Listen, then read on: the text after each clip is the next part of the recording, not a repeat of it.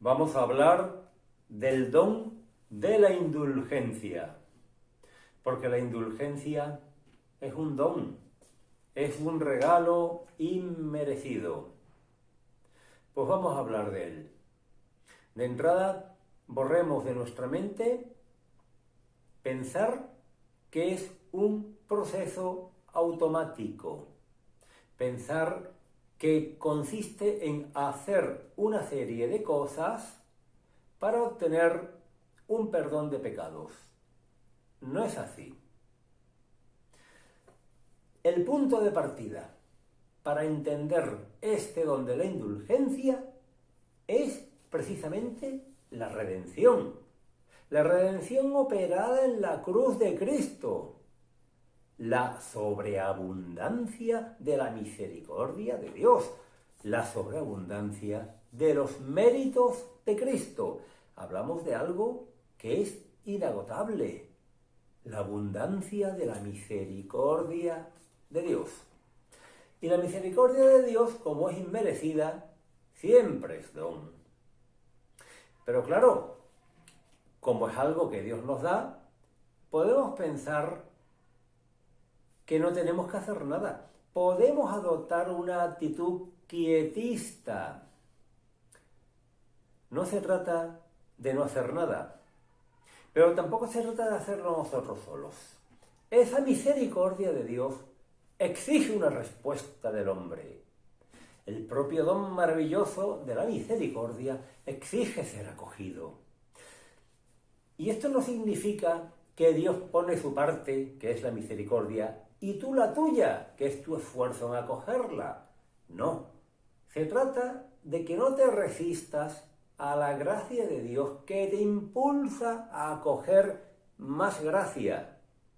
Porque, como decía San Agustín, para decir sí a la gracia de Dios, hace falta la gracia de Dios.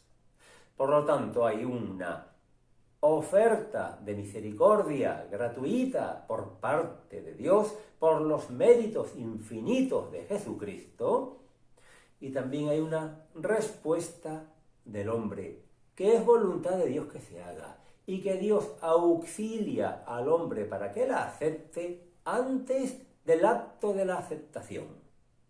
Muy bien. Para ir entendiendo esto, tenemos que tener presente dos conceptos que tienen que ver con el pecado, que son la culpa y la pena. Por el sacramento de la penitencia se nos perdona la culpa, pero no suele ser suficiente, por una razón, que el pecado tiene consecuencias. Vamos a suponernos, por ejemplo, una mujer que ha cometido el terrible crimen del aborto. No es gratuito matar a tu propio hijo. No es gratuito matarlo en el momento en el que tú eres la principal responsable de su cuidado. En el momento en el que su vida depende de ti más que de nadie. No puede ser gratuito. Una mujer que mata a su hijo mediante aborto se da cuenta de lo que ha hecho, se arrepiente profundamente y se acerca al sacramento de la penitencia. Y resulta que recibe el perdón de los pecados. Muy bien, aquí ocurre una cosa, que la herida continúa, que el daño continúa, que ese pecado tiene unos restos. De hecho, decimos pena o restos del pecado. Hay unos restos que están haciendo daño a esa mujer. Vamos a suponer una persona que está entregada al alcohol, que tiene un alcoholismo severo y que se ha destrozado completamente el hígado. Esta persona se da cuenta de lo que está haciendo, ve el daño que se hace a sí mismo y a su familia y a sus conocidos y a su empresa, y arrepentido corta con el alcohol. Bien, pero ya ha habido un daño, pero el hígado está dañado, pero tus hijos han sufrido traumas, de ver tu carácter cambiante, que unas veces estabas muy cariñoso y otras veces estabas muy violento y no les has ofrecido la seguridad que necesitaban en su desarrollo psicoafectivo. Esas consecuencias están ahí. Restos del pecado, pena del pecado ya perdonado. Y ahora digo yo, ¿qué ocurre si llega el momento de nuestra muerte?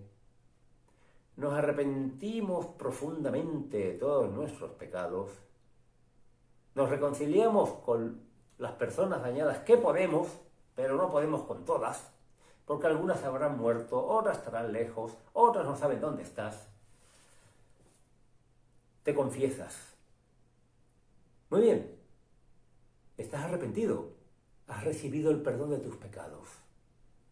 Se te ha perdonado la culpa, pero las consecuencias siguen, pero el daño sigue. Y eso, hermano, resulta que hay que pagarlo, porque la revelación nos enseña que hay que pagarlo. No solamente una lógica que creo que es bastante sólida. El daño provocado hay que pagarlo. Quedan esos restos. Y hemos puesto estos ejemplos, ¿no? Del alcohólico, de la mujer que ha abortado. Bien, hay que pagarlo. Es necesario este proceso de sanación, porque el perdón del pecado no es solamente un hecho jurídico legal, no simplemente que se nos otorga el perdón y no se nos castiga, hay un proceso de transformación de la persona. Pero te vas a morir. Estás perdonado, pero no has pagado. Quedan consecuencias de tu pecado. Esto nos introduce ya directamente en el tema del purgatorio. Continuaremos si Dios quiere.